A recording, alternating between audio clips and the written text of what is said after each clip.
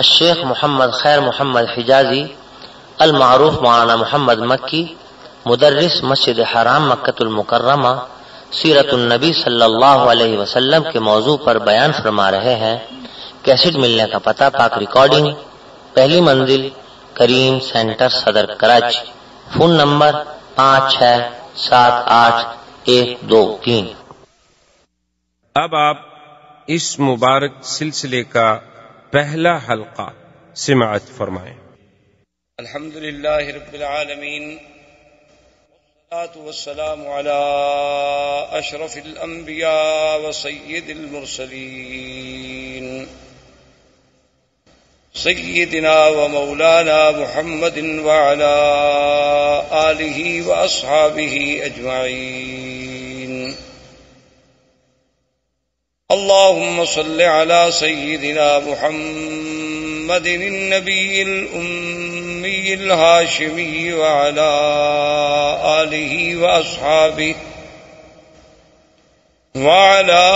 آله وأصحابه البررة الكرام وعلى سائر الأنبياء والمرسلين والملائكة المقربين، أما بعد، فقد قال الله تبارك وتعالى في القرآن المجيد والفرقان الحميد: أعوذ بالله من الشيطان الرجيم، بسم الله الرحمن الرحيم. هو الذي بعث في الأميين رسولا منهم يتلو عليهم آياته ويزكيهم ويعلمهم الكتاب والحكمة وإن كانوا من قبل لفي ضلال مبين. قال النبي صلى الله عليه وسلم: أنا محمد وأنا أحمد وأنا الماهي الذي يمحو الله بي الكفر وأنا الحاشر الذي يحشر الناس على قدمي وأنا العاقب الذي ليس بعده نبي، أو كما قال النبي صلى الله عليه وسلم. صدق الله العلي العظيم وصدق رسوله النبي الكريم، ونحن على ذلك لمن الشاهدين ومن الشاكرين، والحمد لله رب العالمين. برادران اسلام، آج کے درس میں سیرت رسول پاک صلی اللہ علیہ وسلم کے بارے میں کچھ باتیں عرض کرنی ہیں۔ حضور صلی اللہ علیہ وسلم کی سیرت طیبہ، حضور صلی اللہ علیہ وسلم کی حیات مبارکہ، حضور صلی اللہ علیہ وسلم کی بعثت، حضور صلی اللہ علیہ وسلم کی عالمگیریت، حضور صلی اللہ علیہ وسلم کے انس و جن کے لیے مبعوث ہونا، حضور صلی اللہ علیہ وسلم کی نبوت و رسالت تک، قیامت تک کا جاری رہنا، یہ ساری چیزیں اور سارے پہلو اس کے متقاضی ہیں کہ جیسے خود اللہ نے قرآن میں فرمایا ہے کہ میرے نبی صلی اللہ علیہ وسلم کے آنے سے پہلے اس جزیرہ عرب کا اور عرب کے احوال کی کیا کیفیت تھی، تو اس کا پس منظر جب تک ہمیں تھوڑا بہت معلوم نہ ہو تو پھر سیرت کا صحیح مقام جو ہے اس کے سمجھنے تک رسائی حاصل کرنا بہت مشکل ہوگا۔ اس لیے حضور صلی اللہ علیہ وسلم کی بعثت سے قبل احوال عرب کے بارے میں بہت دور اگر ہم جائیں تو بہت مشکل ہو جائے گا، لیکن زیادہ سے زیادہ اختصار کے ساتھ جتنی ہم پہلے ماحول کی، چونکہ قرآن پاک نے بطور خاص یہ فرمایا ہے کہ ہم نے آپ کو کہاں بھیجا. ایک تو فرمایا ہم نے آپ کو امیین میں بھیجا کہ جو بالکل پڑھنا لکھنا نہیں جانتے، جن کے پاس کوئی کتاب نہیں تھی. اور دوسری بات جو اللہ نے آخری آیت میں فرمائی اور بار بار فرمائی کہ وَإِن كَانُوا مِن قَبْلُ لَفِي ضَلَالٍ مُبِينٍ، کہ میرے مدنی صلی اللہ علیہ وسلم آپ کی بعثت سے قبل یہ پورا جزیرہ جو تھا ایک کھلی ہوئی گمراہیوں میں پڑا ہوا تھا. تو اس کی تفاصیل میں اگر آپ جائیں تو آپ جانتے ہیں یا آپ نے سنا ہوگا یا پڑھا ہوگا انشاءاللہ، عرب جو ہے اصل میں یہ 3 قسم کہلائے جاتے ہیں. ایک عرب ہیں بائدہ، اور ایک عرب ہیں عاربہ، اور ایک عرب ہیں مستعربہ. یاد رکھیں عربوں کی 3 قسمیں ہیں تاریخ. ایک عرب بائدہ یعنی جو سب سے پہلے عرب زبان، عربی بولنے والے، عربی جاننے والے. بائدہ کہتے ہیں کہ ہلاک ہو گئے، وہ قومیں جو مٹ گئیں اب جن کا نام و نشان بھی باقی نہیں ہے. اگر قرآن پاک ان کا ذکر نہ کرتا تو شاید ہم جانتے بھی نہ اور کوئی اس کا سرا بھی تلاش نہ کر سکتا. جیسے پہلی قومیں گزر گئی ہیں، قوم عاد ہے، قوم سمود ہے، قوم صالح ہے، قوم لوط ہے. یہ ساری قومیں آپ کو پتا ہے کہ یہ مکہ مدینہ منورہ سے خیبر کے راستے میں، مدائن کے راستے میں، اور اسی طرح پھر آپ آگے چلے جائیں. قوم لوط جو تھی وہ آج جہاں اردن ہے، جس ملک کو آپ اردن کہتے ہیں، عمان کہتے ہیں، اسی جگہ وہ بحر میت کے نام سے آج بھی وہ جگہ معروف ہے. وہ وہی آباد تھے، ان کے قریہ سدوم جو تھا اسی جگہ تھے. تو یہ تو عرب ہیں وہ جو ختم ہو گئے، مٹ گئے. ان کی تو کوئی نسل کا ایک بندہ بھی باقی نہیں بچا جس کے بارے میں آدمی کہے کہ پھر اس کا کیا ہوا. اللہ نے ان کا تو استیصال کلی کر دیا، یعنی بالکل ختم ہو گیا. ان کا تو نام و نشان ہی مٹ گیا. اچھا اب جناب ایک عرب ہے مستعربہ. مستعربہ کا معنی ہوتا ہے کہ جنہوں نے عربی لغت کسی دوسرے سے سیکھی ہو. تو ہم زیادہ دور اس لیے نہیں جاتے کہ پھر ہم سیرت کے موضوع پہ آتے آتے بھی کئی مہینے لگ جائیں گے. ہم حضور صلی اللہ علیہ وسلم کے جد امجد سیدنا ابراہیم الخلیل علیہ الصلاۃ والسلام اور سیدنا اسماعیل علیہ السلام، کیونکہ حضور صلی اللہ علیہ وسلم جو ہے ولد اسماعیل ہے. حضور پاک صلی اللہ علیہ وسلم کا نسب جو ہے، آپ کا سلسلہ انساب جو ہے، وہ سیدنا اسماعیل علیہ السلام تک جاتا ہے، اور پھر سیدنا اسماعیل علیہ السلام سے سیدنا آدم علیہ السلام تک. لیکن اگر ہم اسی سلسلے کو پھر ابتدا سے دیکھیں، یعنی ابتدائے آفرینش سے سیدنا آدم علیہ السلام سے، تو پھر تو ایک پوری تاریخ انسانیت کا ہمیں عبور کرنا پڑے گا. لیکن اگر ہم سیدنا اسماعیل اور سیدنا ابراہیم علیہ السلام سے شروع کریں تو ایک تو ہم قریب آ جائیں گے، اور دوسرا ان سے حضور کا براہ راست تعلق ہے کہ حضور صلی اللہ علیہ وسلم ولد اسماعیل. تو مختصراً یہ عرض کروں کہ اللہ نے سیدنا ابراہیم علیہ السلام کو حکم دیا کہ اپنے بیوی بچوں کو جا کے ایک ایسے مقام پہ چھوڑیں جہاں کوئی آبادی نہیں، کوئی وہاں انسان نہیں. کیونکہ سیدنا ابراہیم علیہ السلام یا اسماعیل علیہ السلام یہ سرزمین مکہ کے رہنے والے نہیں تھے. ان کا اصل جو ہے، ان کی اصل جو ہے وہ عراق اور اس کے بعد شام، فلسطین، شام، عراق، اس کے ان علاقوں میں آپ رہنے والے تھے. تو وہاں سے حضرت ابراہیم علیہ السلام آئے اللہ کے حکم پر، اپنی بیوی اور اپنے چھوٹے بچے، دودھ پیتے ہوئے بچے سیدنا اسماعیل علیہ السلام کو حکم خداوندی کے مطابق اسی مقام پہ چھوڑا جہاں اب چاہے زمزم ہے، جہاں یہ کنواں ہے زمزم کا، اسی جگہ ان کو بٹھا دیا. اور اللہ کا حکم تھا کہ بولنا بھی نہیں، بتلانا بھی نہیں، بات بھی نہیں کرنی. تو ابراہیم الخلیل علیہ السلام خاموشی سے چلے گئے. جب وہ جانے لگے تو بی بی ہاجرہ دوڑی پیچھے.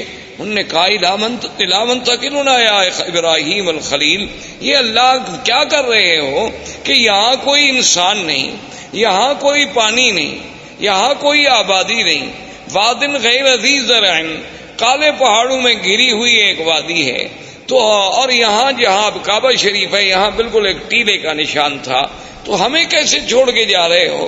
ابراہیم علیہ السلام خاموش ہیں چونکہ اللہ کا حکم نہیں جواب دینے کا۔ تو آخر بی بی نے مجبور ہو کر یہ جو جنت المعلا جسے آپ کہتے ہیں نا جنت المعلا، یہ اصل میں اس کو معلا کیوں کہتے ہیں کہ یہ کعبۃ اللہ کا سرزمین مکہ کا اونچا حصہ ہے، یعنی یہ اعلیٰ ہے، اعلیٰ معنی بلند، اور یہ جو ہے اسفل، یہ مسفلہ جس کو آپ کہتے ہیں محلہ مسفلہ، اس کو مسفلہ کیوں کہتے ہیں کہ یہ اسفل ہے، یہ یعنی نیچے والا حصہ ہے اور وہ جانب اعلیٰ ہے۔ اسی لیے جب بھی مسیال، جب بھی سیل آتے ہیں تو اوپر سے پانی گرے گا اور اسی مسیال سے مسفلہ سے ہوتا ہوا پھر نیچے چلا جائے گا طریق لیس سے۔ تو یہ اعلیٰ جانب تھی، تو اسی لیے وہ جو قبرستان ہے اس کو مومنین کی وجہ سے جنت کا لقب ملا اور جنت المعلا کہلایا۔ تو اس مقام تک بی بی صاحبہ دوڑتی آئیں ابراہیم علیہ السلام کے پیچھے، اور ابراہیم علیہ السلام اونٹنی پہ سوار تھے اور خاموش ہو کے جا رہے۔ تو بی بی نے کہا کہ ایک بات تو بتاؤ، اللہ امرک بہذا، کیا تمہیں تمہارے خدا نے یہ حکم دیا ہے یا تم خود ہم سے ناراض ہو؟ بھئی خامن جو اپنے بچوں کو چھوڑ دے کو وجہ تو ہوگی نا، اپنی بیوی بچوں کو چھوڑ کے جا رہے ہیں، اور چھوڑ بھی ایسی جگہ جا رہے ہیں نا، یہ تو نہیں کہ ان کو سسرال میں بھجوا دیا، بچوں میں بھجوا دیا، کسی بھائی کے گھر میں بھجوا دیا، ایک ایسے مقام پہ چھوڑ دیا کہ بادن غیر ذی زرع، جہاں کچھ بھی نہیں۔ تو جب انہوں نے یہ کہا تو اللہ نے حکم دیا کہ جواب دے، تو آپ نے فرمایا ان اللہ امرنی، اللہ نے مجھے حکم دیا ہے، میں اللہ کے حکم کے بغیر تمہیں نہیں چھوڑ کے جا رہا۔ تو اب بی بی کے قدم رک گئے، اور علماء نے لکھا ہے کہ بی بی نے فرمایا کہ اذن لا یزیئنا، اور ایک روایت میں یہ بھی آتا ہے کہ بی بی نے کہا حسبنا اللہ ونعم الوکیل، کہ اب تم خلیل جاؤ، ہمیں بھی اللہ کافی۔ اگر اللہ نے حکم دیا ہے نا تو پھر اللہ ہمیں ضائع نہیں کریں گے، کیونکہ اگر اللہ نے حکم دیا ہے کہ ان کو یہاں چھوڑ دو، تو اگر اللہ ہمیں مارنا چاہتے تو وہیں فلسطین میں مار دیتے، اللہ ہمیں کچھ سزا دینا چاہتے تو وہیں شام کے علاقے میں دی جا سکتی تھی۔ تو اس مقام پہ چھوڑنے کا جو حکم تمہیں تمہارے رب نے دیا ہے تو اذن لا یزیئنا، اب وہ خدا ہمیں ضائع نہیں کریں گے۔ اور ایک روایت میں ہے کہ بی بی کی زبان مبارک سے جو کلمہ نکلا وہ کلمہ تھا حسبنا اللہ ونعم الوکیل۔ تو اس لیے آپ بھی ویسے اس کلمے کو یعنی ہر مشکل میں، کیونکہ اس کی وجہ یہ ہے کہ جب حضرت خلیل کو آگ میں ڈالا گیا ان کی زبان سے بھی یہی کلمہ تھا حسبنا اللہ ونعم الوکیل۔ اور جب جنگ احد میں صحابہ پر دشمنوں نے حملہ کیا اور یہ کیفیت تھی کہ ذاقت علیہم الارض بما رحبت، اللہ کی وسیع سرزمین تنگ ہو گئی، یعنی بالکل اب یقین ہو گیا ہلاکت کا، اس وقت بھی صحابہ کی زبان سے نکلا حسبنا اللہ ونعم الوکیل۔ سیدہ عائشہ صدیقہ رضی اللہ تعالی عنہا پہ جب تہمت لگی، اتنا بڑا الزام لگا امہات المؤمنین پہ، عصمت رسول پاک پہ، تو جب سب سے پہلے بی بی کو خبر ملی کہ آپ پر یہ الزام لگا ہے تو بی بی کی زبان سے نکلا حسبنا اللہ ونعم الوکیل۔ تو اس لیے علماء نے اس پر بڑی کتابیں لکھی ہیں، القول الجمیل فیما جاء فی فضل حسبنا اللہ ونعم الوکیل۔ تو ہر مصیبت میں اور ہر مشکل میں، ظاہری مشکلات، باطنی مشکلات، دنیاوی مشکلات، نوکری کی مشکلات، دشمنوں کی مشکلات، اگر اس کو آدمی یقین کامل سے پڑھے تو اللہ تبارک و تعالیٰ کی رحمت سے، کیونکہ جس نے پڑھا ہے اس کی اللہ نے مشکل حل فرما دی ہے۔ اس لیے علماء نے لکھا ہے کہ یہ کلمہ مبارک ایک اکسیر ہے، یعنی ایک ایسا ہے کہ جس چیز کو لگاؤ سونا بنا دے، لیکن شرط یہ ہے کہ اس پر ایقان ہو، ایمان ہو، یقین ہو، اور پھر پڑھنے کے لیے کوئی حد نہیں، وضو ہے نہیں ہے، ڈپٹی پہ ہیں آپ، چل رہے ہیں، گھر میں ہیں، بیٹھے ہیں، جب یاد آیا تو پڑھ لیا.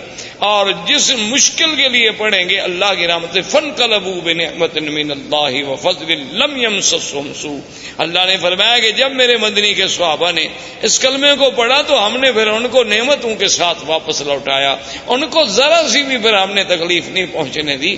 تو اللہ تبارک و تعالیٰ کی یہ کلمہ مبارک بی بی کی زبان سے بھی علماء نے لکھا ہے کہ نکلا اور بی بی واپس آ گئی.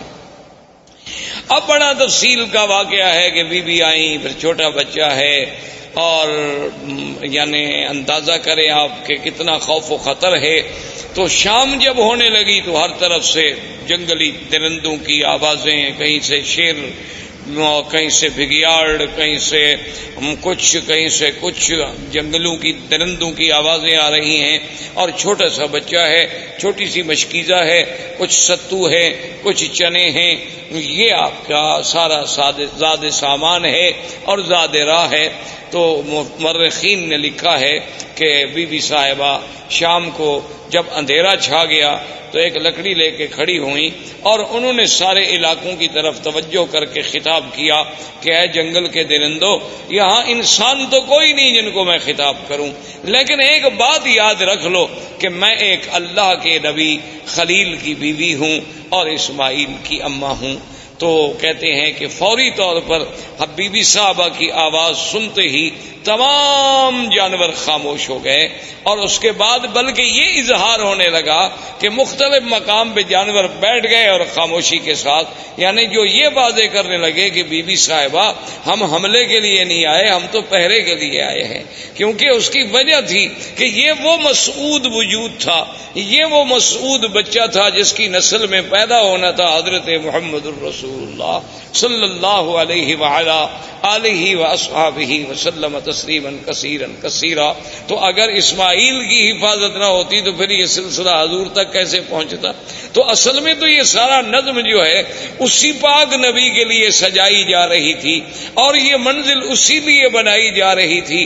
کہیں آپ نظر ڈالیں، کہیں آسمانوں پہ پہرے ہیں، کہیں کعبۃ اللہ کو بنایا جا رہا ہے، کہیں ابراہیم کو ہجرت پہ بھیجا جا رہا ہے، کبھی ان سے بچے چھڑوائے جا رہے ہیں. تو یہ ساری چیزیں جب ان پہ نظر ڈالیں گے تو محسوس ہوگا کہ یہ ساری محفل جس کے لیے سجائی جا رہی تھی وہ آنے والے تھے حضرت محمد الرسول اللہ صلی اللہ علیہ وعلا آلہ واصحابہ وسلم تسلیما کثیرا کثیرا. تو اب جناب سیدنا اسماعیل علیہ السلام کا پانی ختم ہوا. بی بی صاحبہ صفا مروہ پہ دوڑی، صفا پہ چڑھی، مروہ پہ گئی، مروہ پہ چڑھی، صفا پہ پہنچی اور 7 چکر لگائے.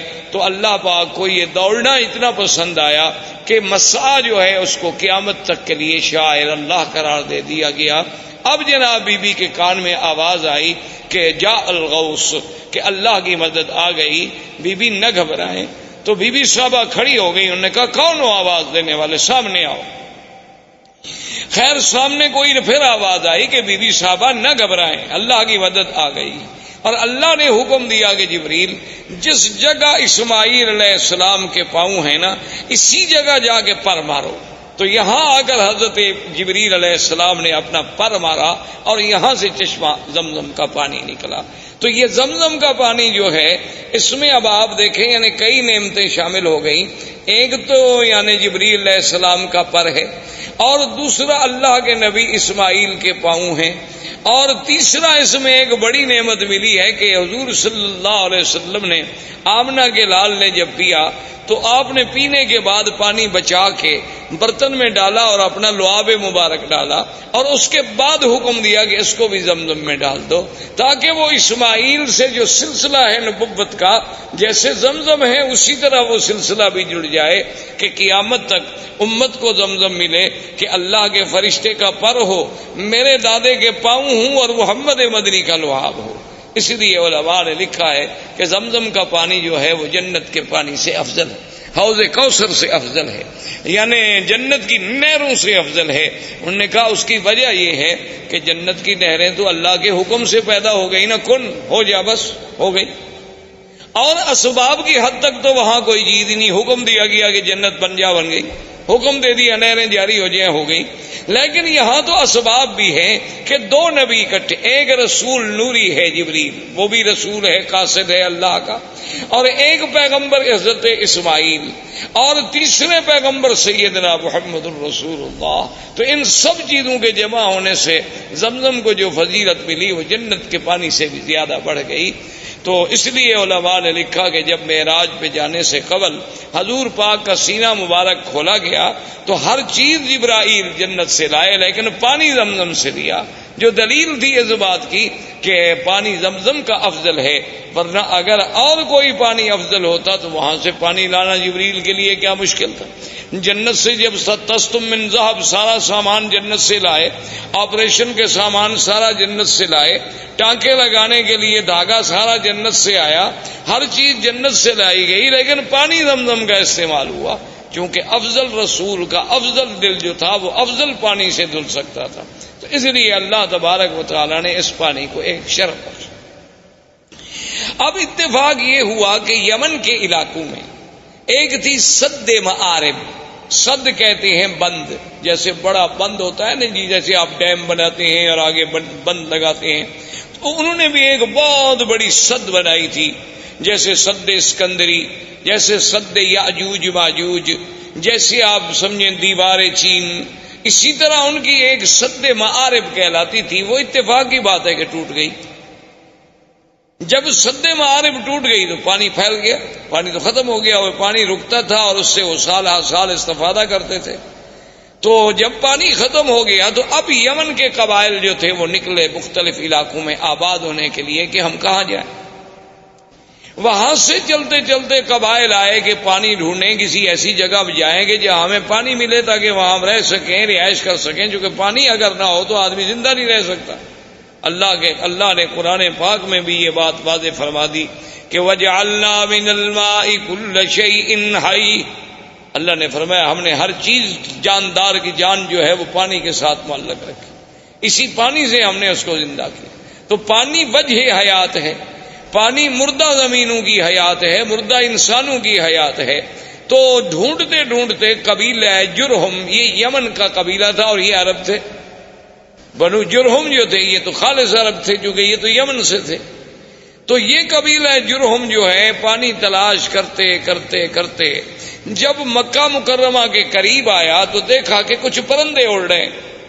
اچھا, یہ قاعدہ ہے کہ جہاں پانی ہو تو وہاں پھر پرندے آتے ہیں.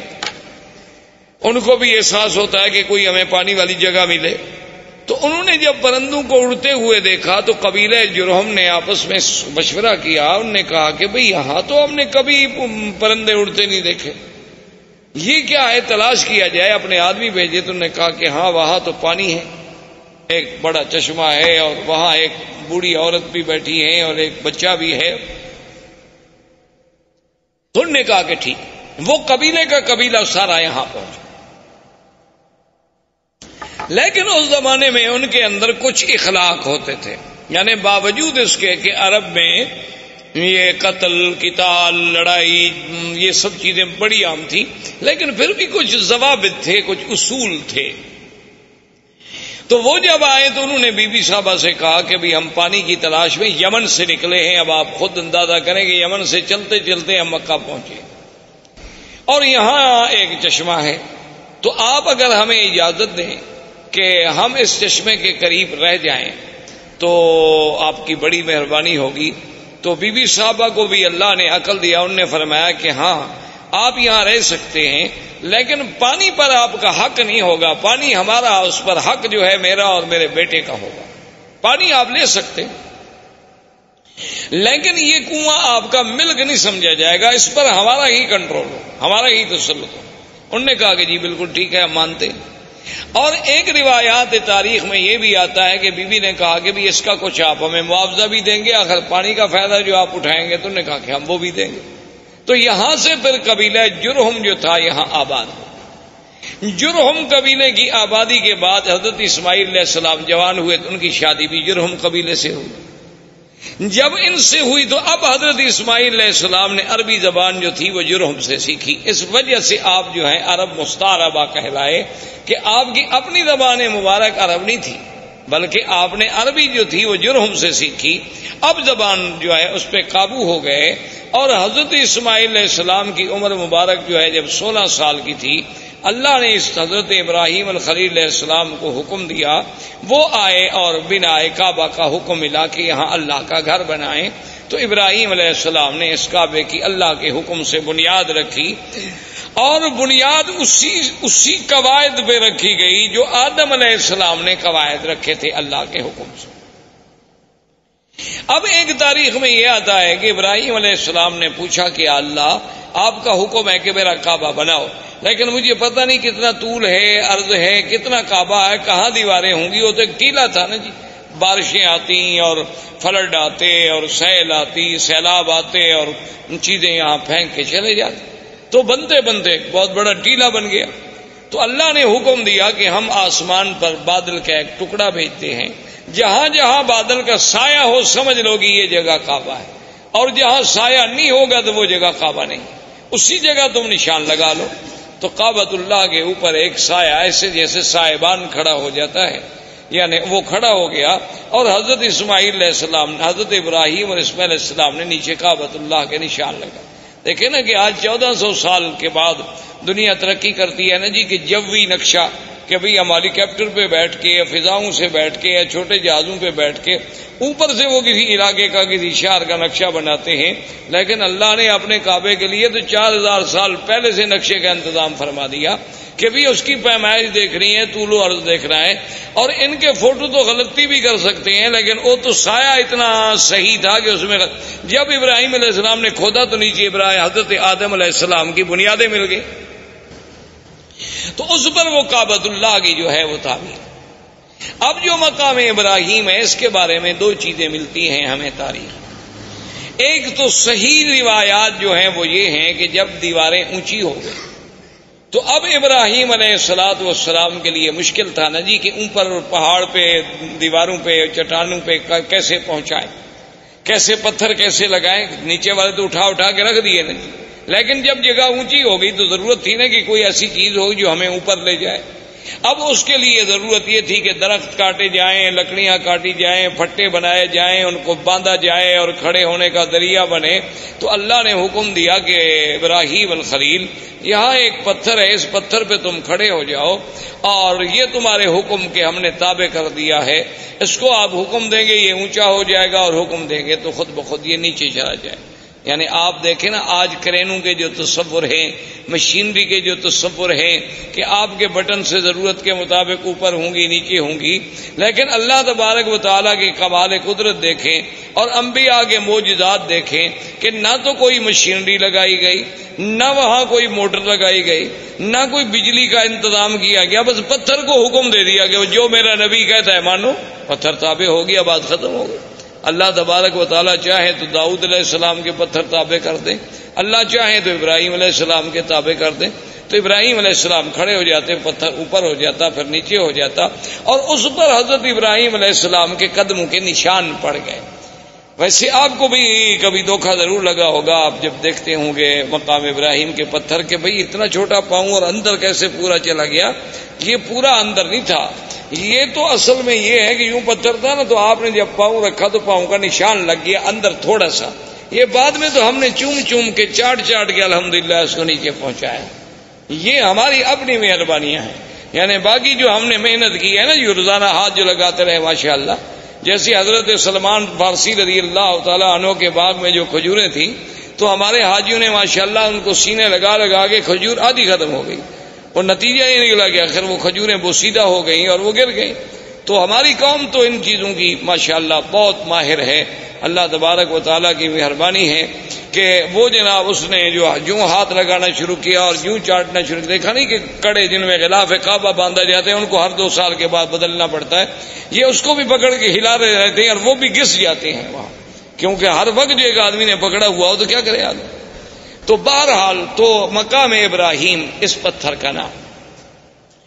اچھا اللہ کی شان دیکھیں، یہ مقام ابراہیم جہاں اب ہے یہاں نہیں تھا، یہ مقام ابراہیم جو ہے بالکل کعبۃ اللہ کی دیوار کے ساتھ تھا، کیونکہ یہ تو تعمیر میں کام لگایا گیا نا جی، اور تعمیر کے بعد وہیں اس کو چھوڑ دیا گیا، اس کو دور لانے کی تو کوئی وجہ ہی نہیں تھی۔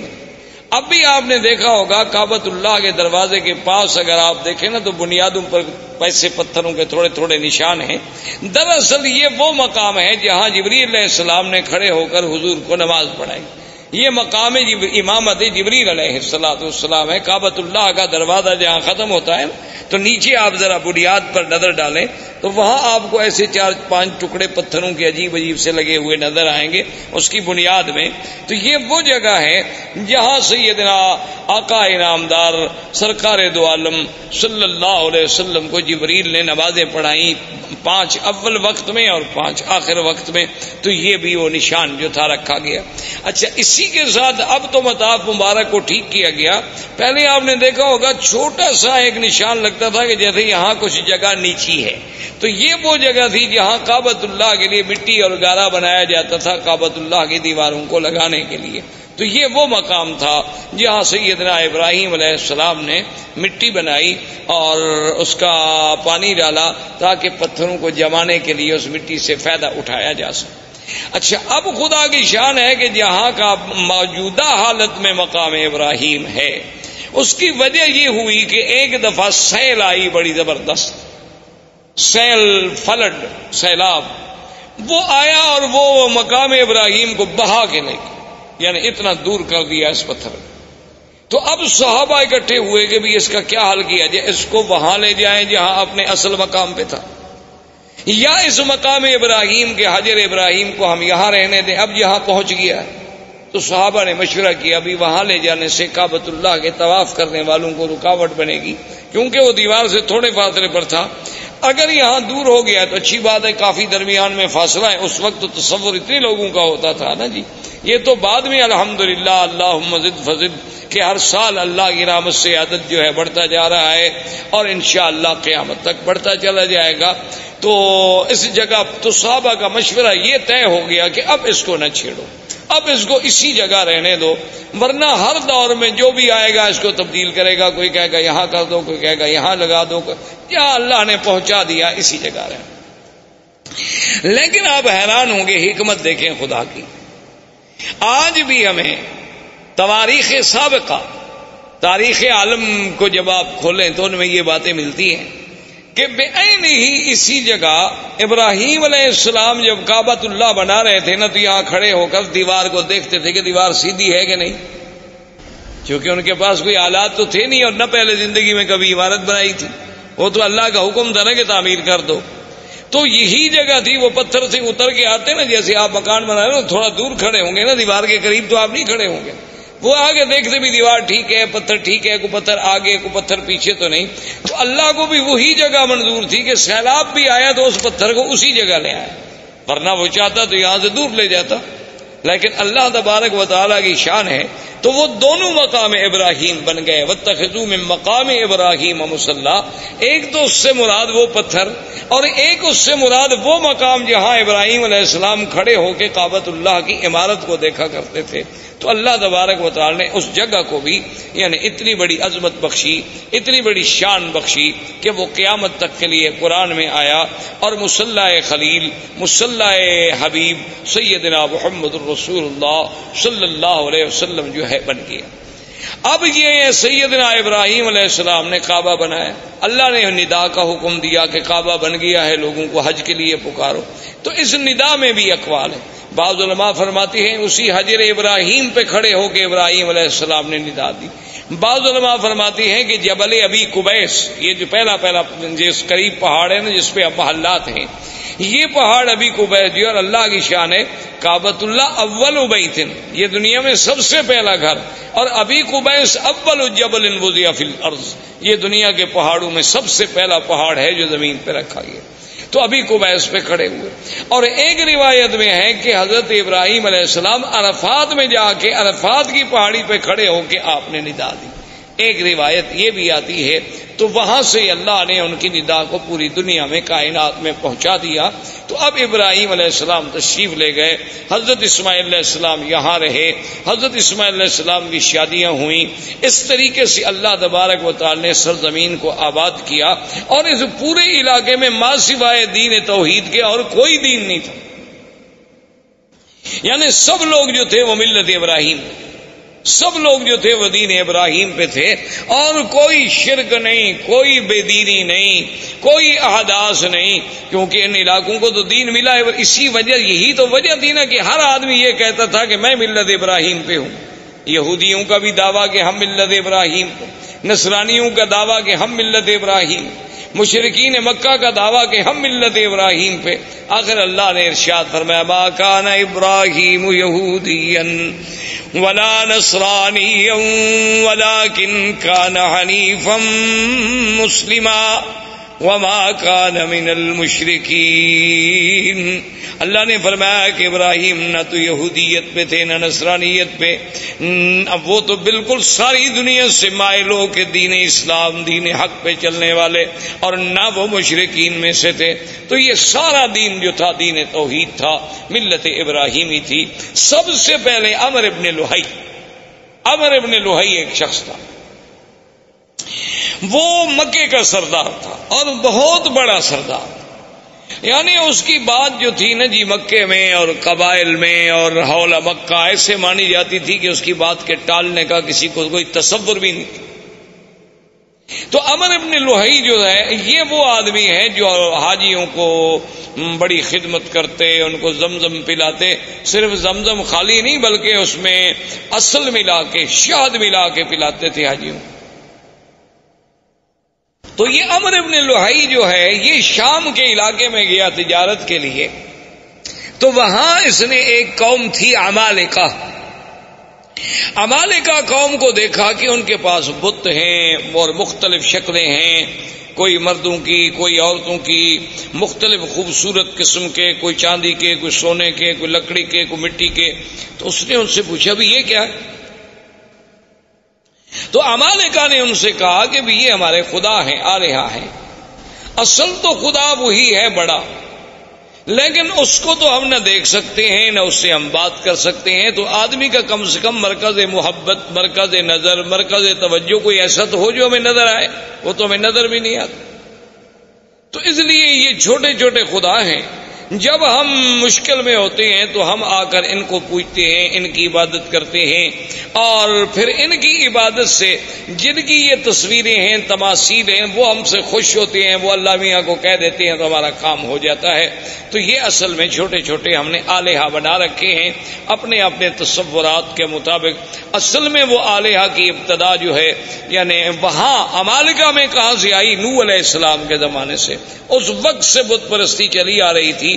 اور وہ بت پرستی کیسے آئی تھی کہ جب کوئی اللہ والا فوت ہو گیا تو اس کی پہلے فوٹو بنائے گئے, محبت کے لیے گھر میں رکھا گیا, پھر آہستہ آہستہ اس پہ پھولوں کے ہار لٹکائے گئے, پھر پرنام کیا گیا, اور آخر میں سجدے شروع ہو گئے. ابتدا وہاں سے شروع. جیسے آج کل آپ دیکھتے ہیں مسلمانوں کے بھی گھروں میں بھی مرشد کا فوٹو ہے, ماشاءاللہ صبح اٹھ کے زیارت فرماتے ہیں. اسی طرح بہت سارے لوگوں نے قرآن شریف کے پہلے صفحے پر اپنے مرشد کا فوٹو رکھا ہوتا ہے کہ جب تلاوت قرآن کرنی ہو تو پہلے مرشد کے فوٹو کی زیارت کرتے ہیں, بوسہ دیتے ہیں, آنکھوں سے لگاتے ہیں, پھر وہ فوٹو حکم کرتا ہے قرآن پڑھو تو پڑھتے ہیں, اگر حکم نہ کرے تو قرآن بند کر کے رکھ دیں گے, چونکہ چلنا تو مرشد کے حکم پر ہے نا, اگر وہ ہمیں حکم دیں گے تو اس طرح عمالقہ میں یہ بھی بت پرستی داخل ہو گئی. تو عمر ابن لوہی کے دماغ میں پتہ نہیں کیا آئی کہ ایک نئی چیز ہے. تو اس نے کہا اچھا بھی ایک دو بت مجھے بھی دو تاکہ میں ان کو مکے میں لے جاؤں اور ہم بھی ادھر کعبۃ اللہ میں رکھیں گے. تو سب سے پہلا بت جو عمر ابن لوہی لے کے آیا وہ حبل تھا, اس کا نام تھا حبل. وہ جب لے کے آیا حبل کو یہاں رکھا اور سارے مکے والوں کو بلایا کہ بھئی یہ تو ہمیں خدا مل گیا ہے. ایسے پہلے تو ہم خالی گھر میں عبادت کر رہے تھے, خدا تو نہیں تھا. تو اب سب اس کی عبادت کیا کریں، تو لوگوں نے اس کی عبادت کرنی شروع کی۔ اس نے باقی قبائل کو بلایا، پھر ہر قبیلے کے لیے خدا بنتا چلا گیا، کو بنو ثقیف کا، کو بنو حذیل کا، کو بنو خزاعہ کا، کو قریش کا، کو بنو ہاشم کا، سب خدا بناتے گئے۔ اور پھر اس نے لوگوں سے یہ بھی کہہ دیا، اس نے کہا کہ دیکھو یہ بت تو بناؤ، خدا تو بناؤ، لیکن یہ شرط ہے کہ مٹی ہمارے اس شہر کی ہو، یعنی پتھر یہاں سے لو، مٹی بھی یہاں سے لو، پھر اس سے بناؤ، ہر مٹی سے نہ بناؤ، چونکہ یہ تو اللہ کے گھر کی مٹی ہے نا، یہ تو مبارک مٹی ہے۔ یہ چیزیں جو ہے نا جی اس کے دماغ میں آئیں، اس لیے حضور پاک نے فرمایا تھا کہ اول من بدل الدین عامر بن لہی، سب سے پہلے اللہ کے دین میں تحریف کرنے والا، بدلنے والا اور شرک کی ابتدا کرنے والا سرزمین مکہ میں جو تھا تو عامر بن لہی۔ اور حضور نے یہ بھی ارشاد فرمایا کہ انی رائی تو، فرمایا میں نے مجھے دکھایا گیا ہے کہ یجر امعاہ فی النار، کہ وہ اپنی آنتیں جو ہے جہنم میں گھسیٹتا ہوا جہنم میں چل رہا ہے۔ تو یہ وہ پہلا شخص تھا جس سے بت پرستی کی ابتدا ہو۔ اس نے آرڈر کر دیا کہ بھئی کوئی آدمی بت بنائے، ہر قبیلہ بت بنائے، لیکن وہ بت مکے کے پتھروں سے ہو۔ اور دوسری بات یہ ہو گئی، اس نے حکم کر دیا کہ ہر قبیلہ جو بت بنائے اپنا ایک بت جو ہے وہ یہاں رکھے، یعنی ہم اس قبیلے کو شرف دیں گے کہ تمہارا خدا جو ہے وہ کعبے میں موجود ہے، اور اگر اس قبیلے سے لڑائی ہو جاتی تو اس کے خدا کو بھی نکال دیتے تھے کہ بھئی اب تمہارا خدا یہاں نہیں رہ سکتا، تمہارا ہمارا جھگڑا ہے۔ تو اس طرح جناب یہ ہوا، حتیٰ کہ بڑا عجیب واقعہ ہے کہ ایک شخص سفر پہ گیا تو اس کو وہ اپنا بت جو تھا وہ بھول گیا، اور مکہ مکرمہ سے پتھر اٹھانا بھی بھول گیا۔ اب راستے میں اس کا دل ہوا کہ میں اپنے خدا کی پوجا کروں، اپنے بت کی پوجا کروں، اپنے صنم کو پوجوں۔ تو اب اس نے کہا بھی میں کہاں سے بناؤں، وہ تو میں مکہ سے تو پتھر لایا نہیں۔ جیسے ہمارے روافض نے بھی آپ نے دیکھا ہے، ان کا بھی ایک مٹی کا ایک ایسے ٹھیلا گول سا بنا ہوتا ہے، وہ سجدے میں وہی استعمال کرتے ہیں۔ وہ کہتے ہیں یہ قرب و بلا کی مٹی ہے، تو وہ مقدس مقام کی مٹی ہے، اس کے بغیر ہمارا سجدہ نہیں ہوتا۔ کیونکہ حضرت حسین نے شہید ہوتے وقت اسی پہ سجدہ کیا تھا، تو لہذا وہی مٹی لے کے وہ ہر جگہ چلتے ہیں، اس کو بنایا ہوتا ہے، وہ سامنے رکھیں گے اور اسی پہ وہ اپنا سجدہ کریں گے، باقی کسی جگہ کے لیے ان کا سجدہ نہیں ہوتا۔ اللہ نے ہمارے لیے پوری دنیا پاک کی، انہوں نے جناب تنگ کرتے مشرکین مکہ نے کہا مکے کے پتھروں کا بت بناؤ، انہوں نے کہا کربلا کا بناؤ۔ تو بہرحال اللہ رحمت فرمائے۔ تو اب جناب یہ ہوا کہ اس بندے کو سوچ آئی کہ میں کیا کروں۔ اس نے کہا کہ میرے پاس کھجوریں البتہ تھی سفر میں، اور تو کوئی خوراک نہیں ہوتی تھی، تو میں نے کھجوروں کو اکٹھا کیا، اور کھجوروں کو جیسے میرا بت تھا نا اس کی شکل کا ایک بت کھجوروں سے بنایا، کھجوروں سے اس کی گٹھلیاں نکال دی اور کھجوروں کو معجون کی شکل دے کر میں نے اس کا بت بنا دیا اور اس کی پوجا کرنی شروع، اس کی عبادت کرتا رہا۔ لیکن کہتے جب بعد میں بھوک لگی تو خدا کو کھا گیا، اور میں کیا کرتا۔ وہ کہتے آخر میرے پاس کوئی حل نہیں تھا۔ جب سفر میں مجھے بھوک نے ستایا تو میں نے کہا یار میں اب کیا کروں، تو میں نے پھر خدا کی پہلے ٹانگ کاٹی، پھر ہاتھ کاٹا، پھر گردن کاٹی، اور آہستہ آہستہ کھا گیا۔ سارا سفر میں راستے میں بندہ خدا کو کھا گیا۔ یعنی آپ اندازہ کریں جاہلیت کا۔ اسی لیے اکبر نے حالی نے کہا تھا نا کہ کھڑے ہیں کھڑے ہیں، پڑے ہیں پڑے ہیں، جو ماپو تو بندے خدا سے بڑے ہیں۔ تو یہ فطرت انسانی ہے کہ جب وہ بھٹکتی ہے تو پھر ایسی حرکتیں کرتی۔ جیسے کہ ایک صحابی مسلمان ہوئے، اسلام لانے کے بعد لوگوں نے کہا کہ بھئی آپ ہمیں اپنی زندگی کا کوئی واقعہ سنائیں۔ اس نے کہا کہ بھئی آپ تو کہتے ہیں کہ یہ بت جو ہے نا کوئی فائدہ نہیں پہنچاتے، لیکن میرا جو خدا تھا نا، جو میرا بت تھا جس کی میں پوجا کرتا تھا، اس نے مجھے بہت فائدہ پہنچایا۔ اب صحابہ حیران ہو گئے کہ بت کیسے فائدہ پہنچائے۔ اس نے کہا ابھی کیسے؟ اس نے کہا سر میں ایک دفعہ سفر پہ گیا، صحرا کا سفر تھا، تو میں اپنے بت کو چھوڑ کے کسی کام گیا، واپس آیا تو دیکھا کہ وَالثَّعْلَبُ يَبُولُ عَلَىٰ رَأْسِهِ، کہ ایک صحرا کی لومڑی کھڑی ہے اور میرے اس بت پہ پیشاب کر رہی ہے۔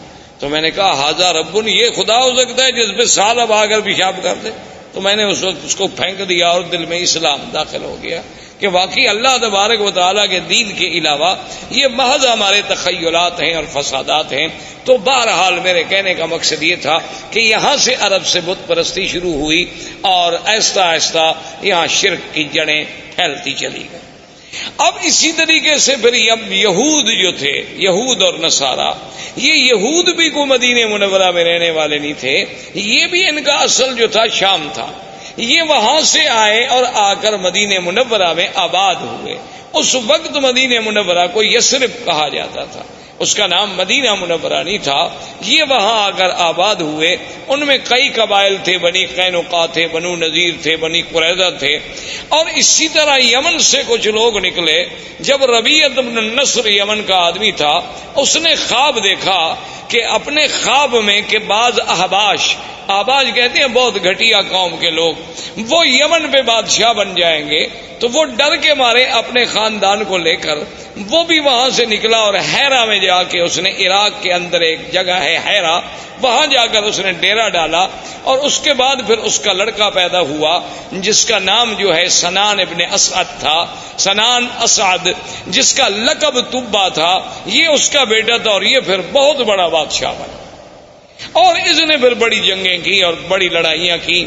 اور یہ اسی ضمن میں آیا، مدینہ منورہ میں پہنچا، پھر مدینہ منورہ سے آگے چلا گیا. اور اس نے اپنے ایک بیٹے کو اسی یثرب کے مقام پہ چھوڑ دیا کہ بھی تم یہاں رہو، سنا ہے کہ یہاں علماء رہتے ہیں، اہل کتاب لوگ ہیں، ان سے کچھ استفادہ کرو.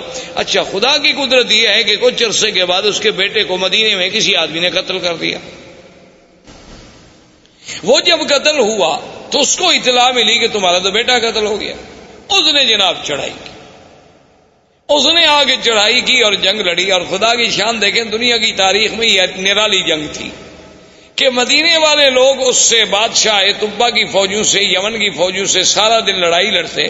جب شام ہوتی تو ان کے لیے کھانا بھجواتے. جب شام ہو جاتی وہ کہتے جی لڑائی اپنی جگہ ہے، مہمان ہیں، یمن سے چل کے آئے ہیں مدینہ، کھانا تو دینا ہے. دن میں لڑائی اور حیران ہوگی کہ کیسی قوم. ایک دن اس نے، علماء یہود تھے دو، وہ آئے اس کے پاس. انہوں نے کہا کہ دیکھو تم چاہتے کیا ہو؟ اس نے کہا میرے بیٹے کو انہوں نے قتل کیا. انہوں نے کہا بیٹے کو قتل کیا، تم نے کتنے قتل کر دیے؟ اور تمہارا تو ایک بیٹا قتل ہوا، تم نے کتنے قتل کر دیے؟ چاہتے؟ اس نے کہا نہیں، میں تو یثرب کو مٹا دوں گا، میں تو اس شہر کا نام و نشان نہیں چھوڑوں گا دنیا میں. اس نے کہا بات سنو، یہ وہ جگہ نہیں جسے تم مٹا سکو. حاذہ مہجر محمد الرسول اللہ صلی اللہ علیہ وسلم. یہ ایک نبی پیدا ہوں گے عربی محمد پاک، جن کی ہجرت کا مقام ہے. اس کو تم نہیں مٹا سکتے، اس کے مٹانے کا خیال چھوڑ دو، تم خود مٹ جاؤ. اچھا. تو وہ جناب ان کے کہنے پہ لڑائی مدینے سے بند ہو گئی. اور اس نے کہا اچھا ایسا کرو کہ تم دو علماء یہود جو ہے نا، تم میرے ساتھ چلو تاکہ میرے ملک میں بھی جا کے کوئی دین پھیلاؤ. اب جناب راستے میں ابھی وہ سفر کر رہا تھا کہ بنو حذیل ایک قبیلہ ہے جو مکے میں آباد. یہ بنو حذیل قبیلے کے لوگ جو تھے یہ دوڑے ہوئے پہنچے اس بادشاہ کے پاس، طبا کے پاس. انہوں نے کہا کہ حل تريد من الذهب والفضة ومن المجوهرات شيئا عظيما، کیا تمہیں چاہیے کہ تمہیں ہم سونا، چاندی، ہیرے، جواہرات کا ڈھیر حوالے کر دیں؟ تم چاہتے ہو؟ اس نے کہا کون نہیں چاہتا. تو اس نے کہا وہ سارا کعبہ شریف کے اندر جو ہے یہ تمام دنیا کا سونا موجود ہے، آگے لے لو. کیونکہ اصل یہ بات ٹھیک بھی تھی، کیونکہ کعبۃ اللہ جب بنایا گیا نا جی تو اس کے درمیان میں ایک کنویں نما شکل بھی تھی، تو لوگ اس میں زیورات، سونا، چاندی، ہر چیز ڈالا کرتے تھے. یہ اسی کی نقل ہے نا کہ اللہ کے گھر کی تعظیم کی جاتی ہے. اب لوگ قبروں پہ جا کے اسی طرح پیسے ڈالتے ہیں، چاندی، سونا، زیورات، ہر چیز ڈالتے ہیں. تو بہرحال یہ ہے کہ اس نے قابل کو ٹھیک، اور اس نے فیصلہ کر لیا کہ کعبۃ اللہ کو جا کے گرا دو اور وہاں جو خزانے دفن ہیں وہ سارے خزانے نکال کے میں یمن چلے جاؤں. ابھی اس نے یہ ارادہ کیا تھا کہ بالکل سیاہ ایسی اندھیری آئی کہ اتنا اندھیرا چھا گیا کہ اپنا ہاتھ بندے کو نظر نہیں آتا. اس نے پھر ان علماء یہود کو بلایا کہ جلدی آؤ، یہ کیا ہو گیا؟ انہوں نے کہا کہ راستے میں ایک شہر ہے، اس کے بارے میں تو تم نے کوئی بری نیت نہیں کی. انہوں نے کہا ہاں بالکل، یہ بنو حذیل کے لوگ آئے ہیں، وہ کہتے ہیں کہ وہاں کعبے میں بہت بڑا خزانہ دفن ہے، میں جا کے کعبے کو گراؤں گا. اس نے کہا تم کعبے کو نہیں گرا سکتے، وہ اللہ کا گھر ہے، وہ بنائے ابراہیم ہے، تم فوراً توبہ کرو اور چل کے کعبے کا طواف کرو. اس نے کہا طواف تو خیر میں نہیں جانتا، چلو پھر میں ویسے تعظیم کرتا ہوں، احتراماً میں چلا جاؤں گا، لیکن میں گراؤں گا نہیں، اب میں نے توبہ کر لی. اس نے توبہ کر لی کعبۃ اللہ کے نہ گرانے کی. رات کو خواب میں دیکھا کہ میں کعبۃ اللہ پہ غلاف چڑھا رہا ہوں. تو اس نے علماء یہود سے کہا، انہوں نے کہا چلو تعظیم کا یہ بھی ایک طریقہ ہے کہ اس کعبۃ اللہ پہ تم غلاف چڑھاؤ. تو سب سے پہلا غلاف چڑھانے والا وہ تبا تھا، حسنان ابن سعد. اس نے غلاف چڑھایا، پھر یہ غلاف چڑھتے رہے. اچھا کبھی ایسا بھی ہوتا تھا کہ غلاف پہ غلاف چڑھتے گئے تو بعض اوقات تو یہ بھی فیصلہ کرنا پڑا کہ ان غلافوں کے بوجھ سے کہیں دیواریں نہ گر جائیں. اس لیے پھر حکم دیا گیا کہ ایک غلاف رکھو، بھئی اتنے غلاف تو نہ چڑھاؤ. تو یہ ان دونوں یہودیوں کو لے کر اپنے ملک میں گیا، جس کی وجہ سے یمن میں بھی یہودیت پھیل گئی، یمن میں بھی یہودیت غالب آ گئی. اب اسی زمانے میں یمن میں یہودیت کا غلبہ ہو گیا.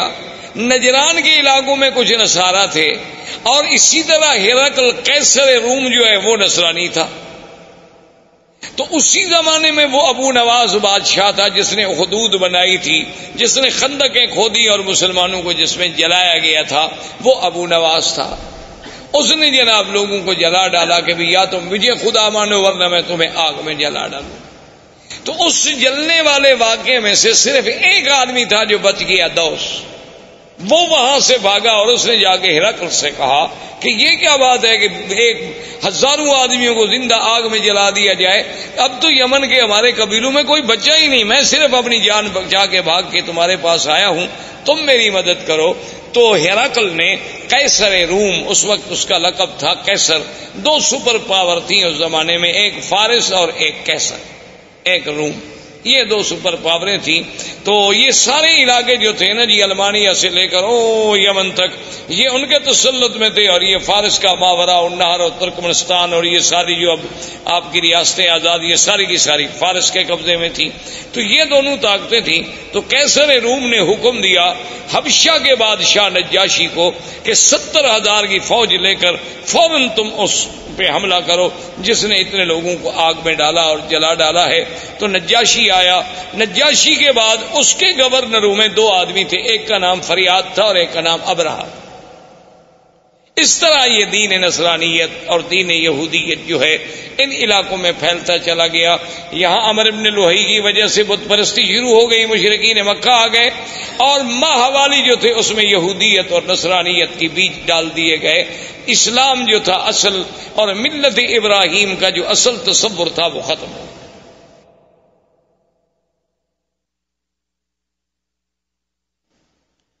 اب جناب یہ ہوا کہ آہستہ آہستہ ابرہہ اور اریاد اس کے درمیان میں بھی جنگ ہوئی.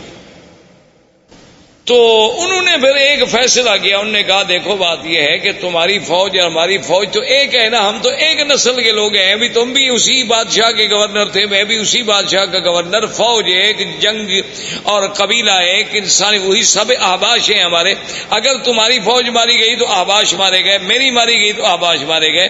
ہم فوجوں کو کیوں ماریں؟ ہم ایسا کیوں نہ کریں کہ ہم دونوں آپس میں لڑیں، جو مر گیا جو بچ گیا وہ حاکم بن جائے. تو ابرہہ اور فریاد نے آپس میں جنگ لڑی. تو فریاد نے ایک تلوار کا بھرپور وار کیا جس سے ابرہہ کا ناک کٹا، جس کی وجہ سے ابرہۃ الاشرم، کہ وہ ناک کٹا ابرہہ، اس وجہ سے اس کا لقب پڑا. اس کی ناک کٹی، اس نے جو بھرپور وار کیا تو فریاد مارا گیا، لہذا ابرہہ بن گیا. اب ابرہہ جب بن گیا تو اس نے، اب بادشاہ قیصر کو پتہ چلا کہ ان لوگوں نے کیا کیا. میں نے ان کو کہا کہ دشمنوں پہ حملہ کرو، یہ آپس میں لڑ رہے، اور اس نے میرے اپنے گورنر اریاد کو قتل کر دیا. بڑا بدبخت ہے ابرہہ. اس نے قسم کھا لی. اس نے کہا کہ واللہ مجھے خدا کی قسم ہے میں اتنا بڑا لشکر لے کے جاؤں گا کہ اسی یمن کی مٹی میں اس کو مٹی کر دوں گا اور اس کے بالوں میں مٹی ڈالوں گا اور اس کو میں یمن کے اندر ہی جا کے سزا دوں گا. تو فوری طور پر جب ابرہہ کو پتہ چلا کہ کیسر روم حملہ کرنے والا ہے تو آدمی بڑا چالاک تھا، اس نے فوراً سر پہ اسرا پھروا دیا اور یمن کی مٹی جو تھی وہ بھی ایک برتن میں بھر کے قاصد بھیجے بادشاہ روم کے پاس کہ جناب میں تو آپ کا غلام ہوں، آپ چونکہ قسم کھا بیٹھے ہیں نا تو لہذا میرے بال بھی حاضر ہیں، یمن کی مٹی بھی حاضر ہے، اس میں میرے بال ڈال دو، قسم تمہاری پوری ہو گئی، خدا کے لیے مجھ پہ حملہ کیوں کرتے ہو؟ بادشاہ بھی خوش ہو گئے، انہوں نے کہا ٹھیک ہے، جب ایک آدمی اتنا نیاز مندی پہ آ جائے، جب اتنا اس نے کر دیا کہ اپنے بال کٹوا دیے، بال کٹانے کا معنی تو یہ ہوتا ہے نا کہ گردن پیش کرنی، ورنہ اللہ میاں کو احرام میں یا حج میں یا عمرے میں بالوں کی کیا ضرورت ہے؟ مقصد تو یہ ہے کہ ہم نے سر اللہ کے حکم پہ جھکا دی کہ اپنی محبوب ترین چیز جو ہے بندے نے پیش کر دی، قربان کر دی۔ اب جناب جب یہ ہو گیا تو اب ابرہہ نے اسے خوش کرنے کے لیے انہوں نے کہا کہ جناب گزارش یہ ہے کہ سرزمین عرب میں ایک کعبہ ہے تو ہم یہاں اپنا کعبہ کیوں نہ بنائیں؟ تو وہاں اس نے ایک کعبہ بنایا جس کا نام کلیس، اور اس کعبے کو اتنا جناب اس نے بنایا تعمیری طور پہ، اور اس کے بعد اس نے قیصر روم سے کہا کہ پوری دنیا میں اعلان کریں کہ اس کعبے کا حج کریں۔ اعلان ہو گیا۔ ایک قبیلہ تھا نسیع، عرب کا ایک قبیلہ تھا نسیع۔ نسیع کا معنی ہوتا ہے کسی چیز کو پیچھے کرنا۔ اچھا، یہ قبیلہ جو تھا نا یہ حرم کے بڑے مجاور تھے اور حرم کے بڑے خادم تھے، اور یہ مکہ اور طائف کے قریب درمیان میں یہاں ان کا قبیلہ آباد تھا۔ اصل میں ان کو نسیع کیوں کہا جاتا تھا کہ 4 مہینے ہیں نا جن میں جنگ اللہ نے حرام کر دی تھی، 4 حرم۔ اچھا، وہ 4 مہینے کون سے تھے؟ رجب، اچھا اس کے بعد پھر ذی القعدہ، ذی الحجہ اور محرم۔ اچھا، یہ 3 مہینے اکٹھے ہیں، ذی القعدہ، ذی الحجہ، محرم، رجب اکیلا ہے۔ اب جناب جب یہ اتنی مدت ہو جائے عربوں کو اور لڑائی نہ ہو، تو عرب تو بغیر لڑائی کے رہ نہیں سکتے تھے نا، یہ تو قومیں ایسی تھی کہ بس ہر وقت لڑنا ہے۔ ان کی لڑائیاں اس بات پہ بھی ہوئی ہیں کہ ایک قبیلے نے کہا کہ تمہارے درختوں سے ایک چڑیا اڑی اور میرے درختوں پہ آ کے بیٹھ گئی، یہ زیادتی کیوں ہوئی؟ اس پہ لڑائی شروع ہو گئی اور سینکڑوں آدمی قتل ہو گئے کہ وہاں سے چڑیا اڑ کے میرے باغ میں کیوں؟ لڑائی ہو گئی۔ اب جناب یہ جب ان کا اب جب 3 مہینے صبر کیسے کریں، تو یہ اس قبیلے والوں کو کہتے کہ بھئی ہم نے فلاں قبیلے سے لڑنا ہے، تو کہتے کوئی بات نہیں، ہم محرم کو پیچھے کر دیتے، ہم محرم جو ہے نا پیچھے کر، ذی الحج کے بعد جب مہینہ آتا وہ کہتے جی یہ سفر ہے، اس کے بعد محرم آئے گا، تو اس کو یعنی 1 مہینے کو پیچھے کر دیتے۔ تو اس لیے ان کو نسیع کہا گیا کہ یحلونہ عاما ویحرمونہ عاما۔ اللہ نے قرآن میں بھی فرمایا 1 سال تو اس کو محرم رہنے دیتے، 1 سال اس کو سفر بنا دیتے، پھر جنگ حلال ہو جاتی۔ تو یہ نسیع قبیلہ جو تھا، ان کو جب پتہ چلا کہ بھئی حبشے میں ابرہہ نے ایک کعبہ بنایا ہے خدا کے کعبے کے مقابلے پر، انہوں نے کہا بھی اگر آہستہ آہستہ اس کی رونق بڑھ گئی اور چرچا بڑھ گیا تو ہمارا تو مسئلہ ختم ہو جائے گا۔ یہ یہاں سے کچھ آدمی نکلے اور چوری چوری داخل ہوئے، عبادت کے بہانے سے رات کو وہاں گندگی کٹھی کی اور ان کی دیواروں کو گندگی لگا کے یہ غائب ہو گئے۔ صبح جب ابرہہ کو اطلاع ملی کہ تمہارے کعبے کو تمہیں بے حرمتی کی، اس نے کہا یہ کس نے کی ہوگی؟ اس نے کہا صاف بات ہے، صاف بات ہے، عرب قبائل کے علاوہ اور کون کر سکتا ہے، اور کسی کو ہمارے کعبے سے کیا دکھ ہے؟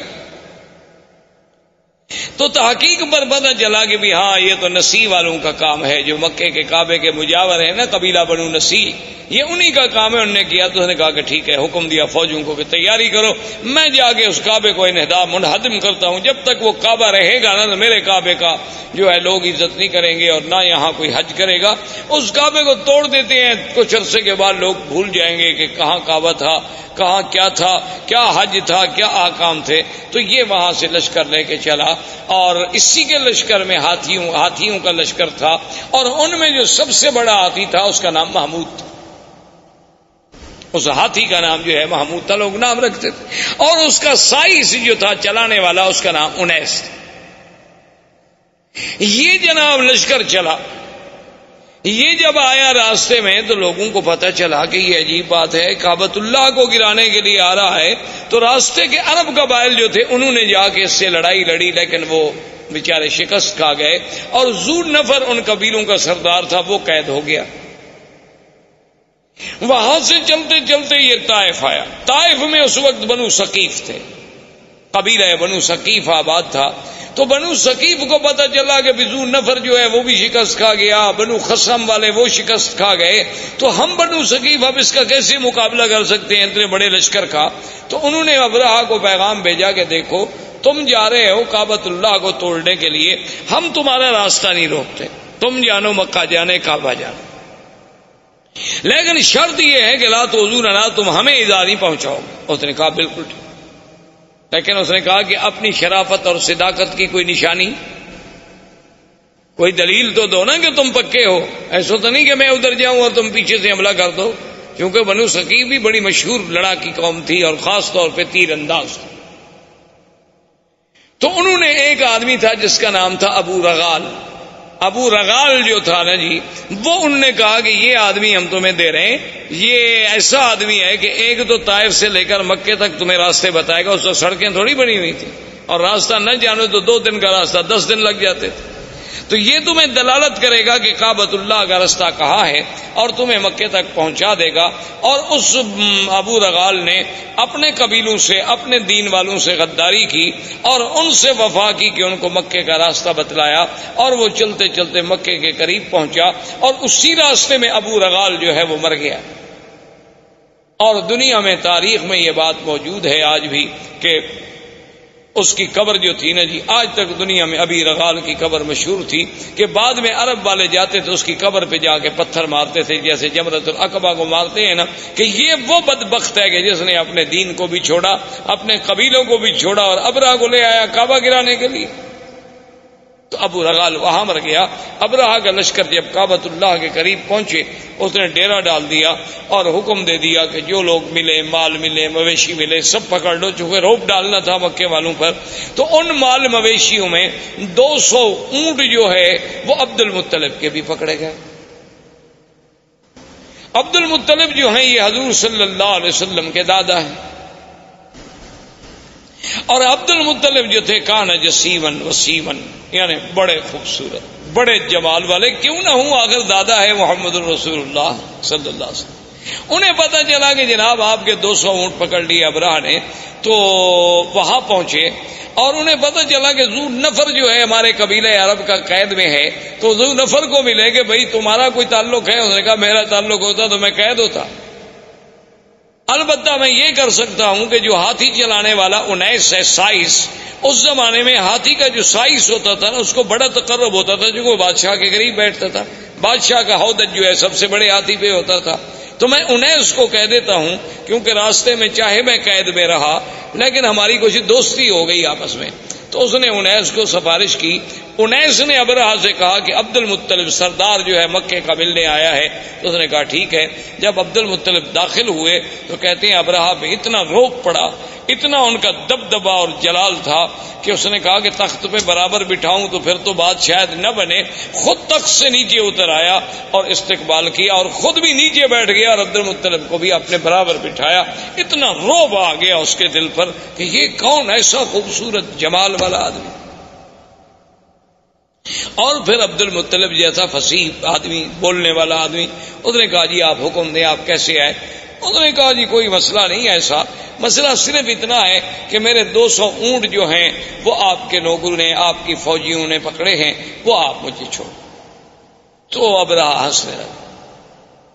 تو اس نے کہا کیا بات ہے؟ اس نے کہا کہ عبد المطلب دیکھو جب تم آئے نا میرے دل میں تمہاری بڑی عزت، بڑی عظمت تھی۔ میں نے کہا یہ تو سردار اس قسم کے تو میں نے آج دیکھے ہیں، لیکن جب تم نے بات کی نا تمہاری عزت ساری ختم ہو۔ عبد المطلب نے کہا ولی ماذا، کیوں؟ اس نے کہا عجیب بات ہے، میں کعبۃ اللہ کو گرانے کے لیے فوج دے کے بیٹھا ہوں، تم مکے کے سردار ہو، تم مجھ سے معافی مانگے، مکے پہ چڑھائی نہ کرو، کعبۃ اللہ کو نہ گراؤ، ہمیں معاف کر دو، واپس جاؤ، تم اونٹ چھڑانے کے لیے آئے، تمہیں اونٹوں کا فکر ہے۔ تو عبد المطلب نے بڑے غور سے دیکھا اور کہا کہ ابرہہ سنو، انا رب الابل ولہذا البیت رب یحمی، سن لو کہ میں ان اونٹوں کا مالک ہوں، لیکن اس گھر کا بھی ایک مالک ہے جو اس کی خود حفاظت کرے گا، مجھے کیا ضرورت ہے حفاظت کرنے کی، ہم تمہارا مقابلہ نہیں کر سکتے، تو یہ کون سی معقولیت ہوگی کہ ہم بلا وجہ جنگ لڑیں؟ مجھے اونٹوں کی فکر تھی، میں آ گیا، لیکن اس گھر کا بھی ایک رب ہے، ولہذا البیت رب، گھر کا بھی ایک رب ہے، یحمی ہے جو اپنے گھر کی خود حفاظت کرے گا، ورنہ ہم تو عاجز بندے ہیں، ہم حفاظت نہیں کر سکتے۔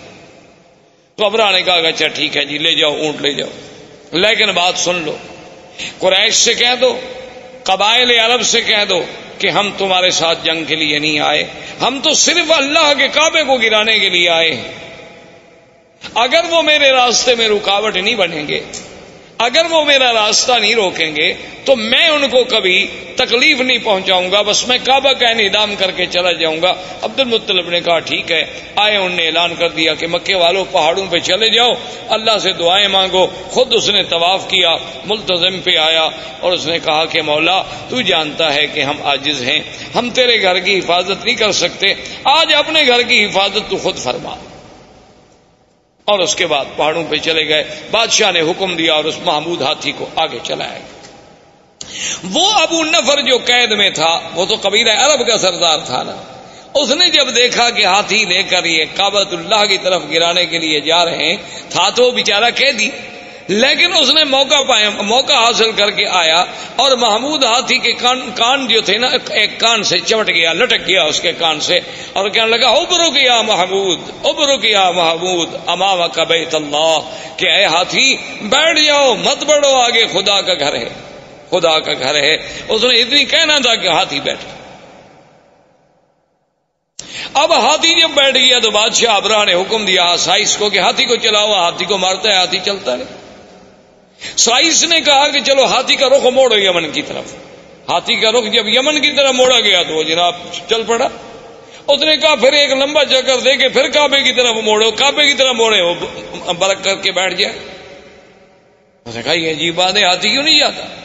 اس نے کہا جی اب آپ دیکھ رہے ہیں میں یمن کی طرف چلاتا ہوں تو چلتا ہے، اور کعبے کی طرف چلاتا ہوں تو نہیں چلتا ہے۔ تو ابھی اسی اثناء میں تھے کہ اللہ تبارک و تعالیٰ کے حکم سے کعبۃ اللہ کی جانب سے آسمان پہ سیاہی پھیل گئی، اور چھوٹے چھوٹے پرندوں کا اتنے بڑے غول آئے کہ جیسے بادل ہوتا ہے، جس کو قرآن کہتے ہیں الم تر کیف فعل ربک باصحاب الفیل الم یجعل کیدہم فی تضلیل وَأَرْسَلَ عَلَيْهِمْ طَيْرًا أَبَابِيلَ تَرْمِيهِمْ بِحِجَارَةٍ مِّن سِجِّيلٍ فَجَعَلَهُمْ كَعَصْفٍ مَّأْكُولٍ۔ اللہ نے فرمایا کہ آپ نے نہیں دیکھا کہ اللہ نے ہاتھی والوں سے کیا کیا؟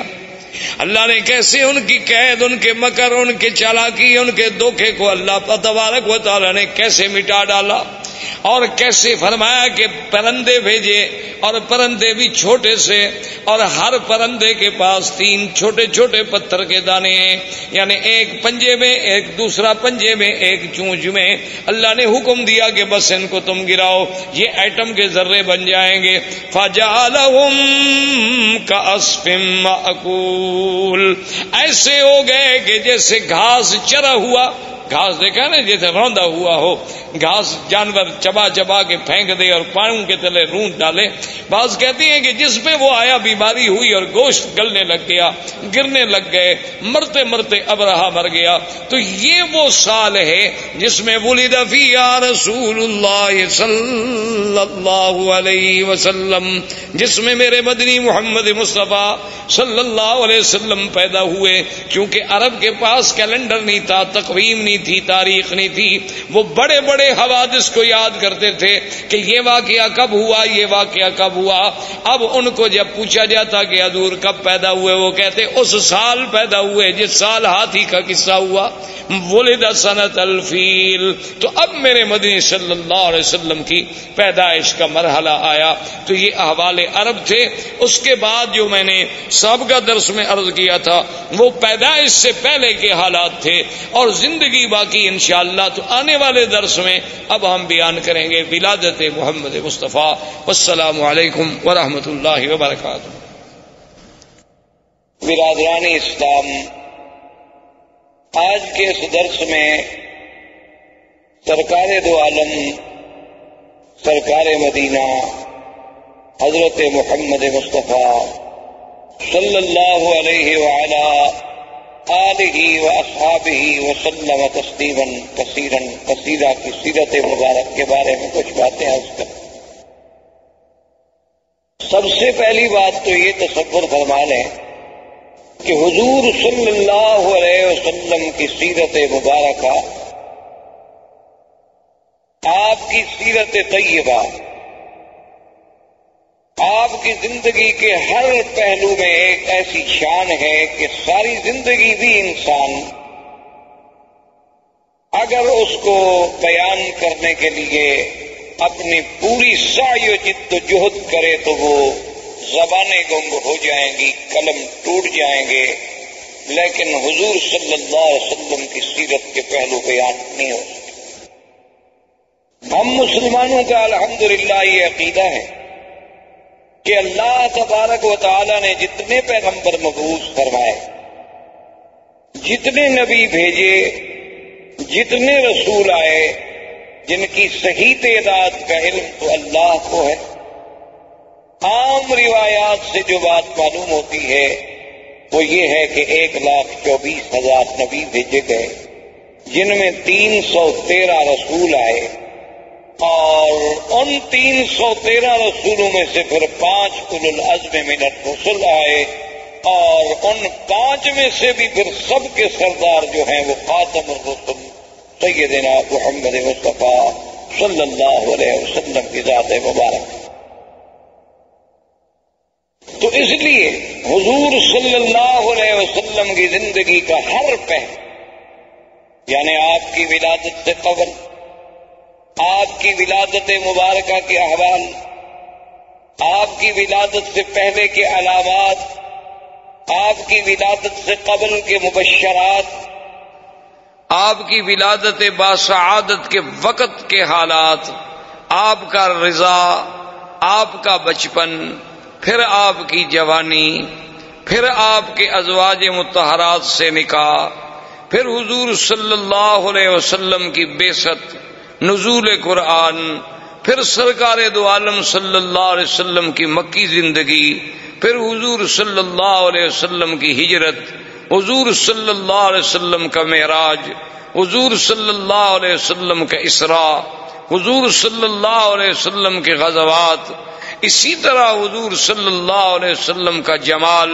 حضور صلی اللہ علیہ وسلم کا کمال، حضور صلی اللہ علیہ وسلم کی نوال، حضور صلی اللہ علیہ وسلم کے معجزات، پھر معجزات کے اقسام کے معجزات سماوی، معجزات ارضی، پھر حضور صلی اللہ علیہ وسلم کے معجزات جن کا تعلق جسد رسول سے ہے، جسم رسول سے ہے، اسم رسول سے ہے، حضور صلی اللہ علیہ وسلم کے دین کی آفاقیت، آپ کی کتاب کی عالمگیریت، آپ کا پورے انس و جن کے لیے سراپا رحمت، آپ کا دور بشارت، آپ کا دور نظارت، آپ کا دور اسفار، آپ کا دور فتح مکہ، آپ کا دور اپنوں کے ساتھ، آپ کا دور بیگانوں کے ساتھ، آپ کی خارجی زندگی، آپ کی داخلی زندگی، آپ کے معاملات، آپ کا برتاؤ غلاموں کے ساتھ، کون سا پہلو ہے جس پہ آدمی، کوئی مورخ، کوئی صاحب قلم، کوئی استاذ، کوئی مدرس، میرا تو ایمان ہے کہ اگر ساری دنیا کے پڑھے لکھے لوگ بھی سیرت پاک پہ لکھنا شروع کر دیں تو ہماری اپنے عقول، ہمارے اپنی جد و جہد، ہماری سعی، ہماری ہمتیں، ہماری زبانیں گنگ ہو جائیں گی، لیکن سیرت پاک کے پہلو ہم کسی طرح سر انجام پورے نہیں کر سکے صلی اللہ علیہ وسلم۔ اب اس بات پہ آپ غور کریں، تاریخ عالم پہ نظر ڈالیں، کتب سیر پہ نظر ڈالیں، جس انداز میں میرے آقا سرکار دو عالم حبیب کبریا حضرت محمد مصطفیٰ صلی اللہ علیہ وسلم کا ورود مسعود ہے، اور کسی اللہ کے نبی پیغمبر کے بارے میں یہ بات نہیں ملتی۔ یعنی اسی سے آپ اندازہ لگائیں کہ 1,24,000 پیغمبر حضور صلی اللہ علیہ وسلم کے آنے کا اعلان کرتے جائیں، اللہ نے قرآن میں تو صرف عیسیٰ علیہ السلام کا ذکر فرما دیا نا، چونکہ آپ سے زمانہ قریب تھا، کہ عیسیٰ علیہ السلام کے بارے میں ذکر آیا کہ وَمُبَشِّرًا بِرَسُولٍ یَأْتِی مِن بَعْدِ اسْمُهُ احمد۔ لیکن اصل بات یہ ہے کہ ہر کتاب، تورات میں، انجیل میں، زبور میں، ہر کتاب میں نعت محمد مصطفیٰ صلی اللہ علیہ وسلم۔ تو یہ اتنا بڑا اہتمام، حالانکہ اللہ تو جانتے تھے نا کہ حضور صلی اللہ علیہ وسلم کس زمانے میں پیدا ہوں گے، اللہ کو تو علم تھا، اور یہ بات بھی موجود تھی کہ حضور صلی اللہ علیہ وسلم خاتم الانبیاء والمرسلین ہے، اس کا مطلب یہ ہے کہ سب سے آخر میں آئیں گے۔ یہ بات ایک فیصلہ شدہ بات ہے، اور اللہ کا تو علم کامل ہے، اللہ تو عالم ما کان وما یکون ہے۔ لیکن یہ قاعدہ ہے کہ جتنی شان ہوگی، جتنی عظمت ہوگی، اتنا ہی اس کا اہتمام ہوگا کہ ہر پیغمبر آئیں اور حضور کے آنے کے بارے میں خوشخبری دیں اور امت کو بتلائیں۔ اسی طرح دوسری بات پہ آپ نظر ڈالیں، یہ تو بات موجود ہے کہ جب بھی کوئی آدمی ایمان لائے گا تو سارے انبیاء پر ایمان لائے گا، کہ تمام اللہ کے نبی برحق، تمام اللہ کے رسول برحق۔ لیکن یہ ہمیں کسی جگہ نہیں ملتا کہ اللہ تبارک و تعالی نے باقاعدہ پورے انبیاء جتنے اللہ نے پیدا فرمانے تھے سب سے یہ وعدہ لیا ہو، یہ عہد لیا ہو، یہ میثاق لیا ہو کہ اگر میرے مدنی پاک کا زمانہ آئے گا تو تم ایمان لاؤ گے، تم حضور کی نصرت کرو گے۔ یہ کسی اور پیغمبر کے بارے میں ہمیں پورے قرآن و سنت میں بات نہیں ملتی۔ یہ شان ملی تو صرف سیدنا محمد الرسول اللہ، کہ ابھی حضور آئے نہیں، ابھی حضور پیدا نہیں ہوئے۔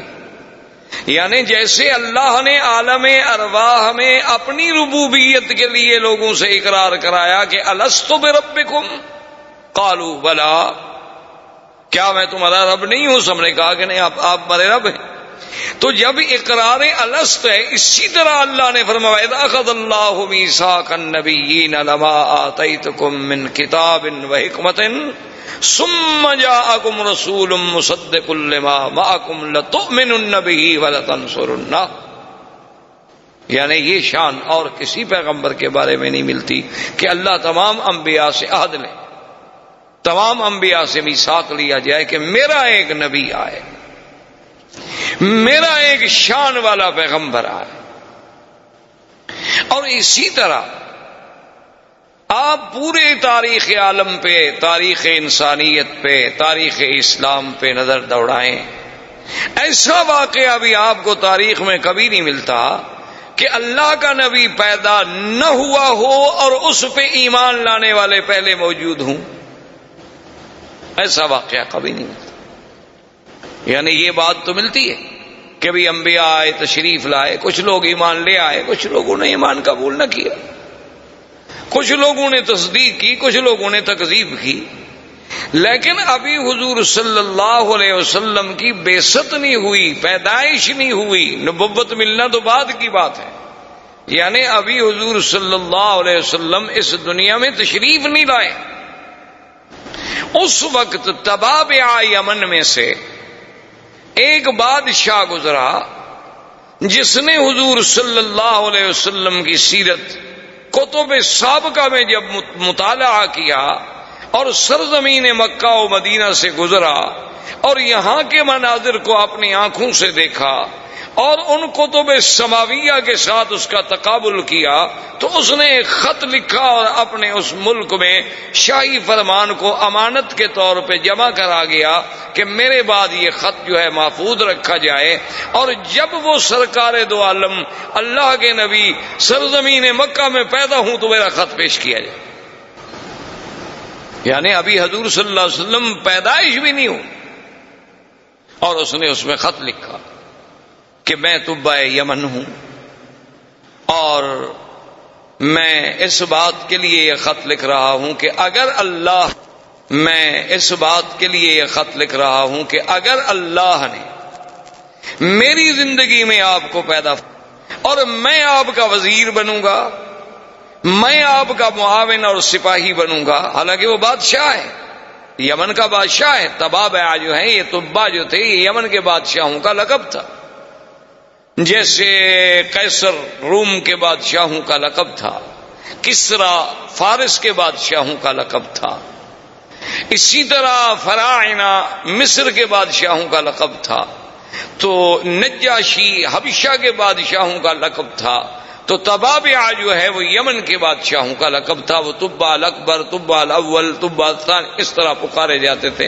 تو اس نے لکھا کہ اگر حضور سرکار دو عالم صلی اللہ علیہ وسلم آپ کو اللہ نے میرے زمانے میں میری زندگی میں پیدا فرما دیا تو میں آپ کا سپاہی ہوں گا، آپ کا وزیر بنوں گا، آپ پہ ایمان لاؤں. اور اگر میں پہلے مر گیا اور آپ میرے بعد دنیا میں تشریف لے آئے تو پھر میرے گواہ رہیں کہ میں آپ پر ایمان لا چکا ہوں. یعنی اندازہ فرمائیں کہ پوری تاریخ انبیاء میں یہ بات نہیں ملتی کہ ایک نبی پیدا نہ ہو لیکن ایمان لانے والے پہلے اقرار کریں اور پھر اس طرح اہتمام کریں کہ شاہی فرمان لکھ کے اس کو باقاعدہ جمع کرایا جائے. احباب کرام، اس کے بعد اب آپ اس مبارک سلسلے کی CD نمبر 2 سماعت فرمائیں.